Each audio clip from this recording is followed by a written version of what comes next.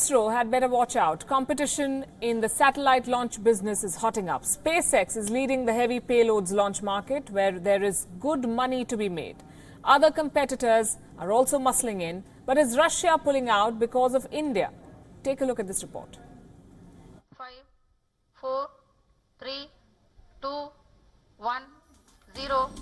India may be in for a bit of competition in the space launch business, despite offering some of the lowest prices in the world and despite the proven success of the workhorse PSLV or Polar Satellite Launch Vehicle.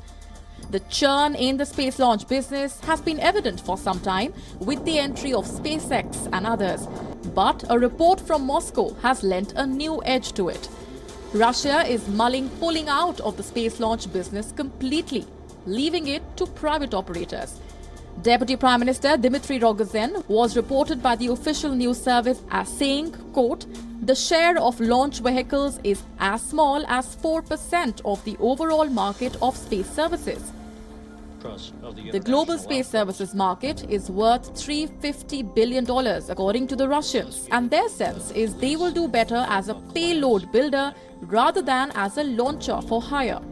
The argument being that a 4% stake is too small for Russia and leaving this to SpaceX and India makes more sense. India was lauded for its low-cost Mars orbiter and the success in satellite launches generated by the PSLV. So far, it has launched 209 satellites for 28 countries and set a record last year when it sent 104 satellites into space. ISRO charges about $3 million per satellite, which makes it very economical. But times are changing. ISRO charges $15 million per PSLV launch, much lower as compared to the $62 million of SpaceX. But SpaceX has had a 96% success rate since it began in 2010. Its Falcon 9 rocket can carry heavier payloads, which is where the real money is. ISRO has the GSLV, but it is yet to mature as a heavy lift launcher.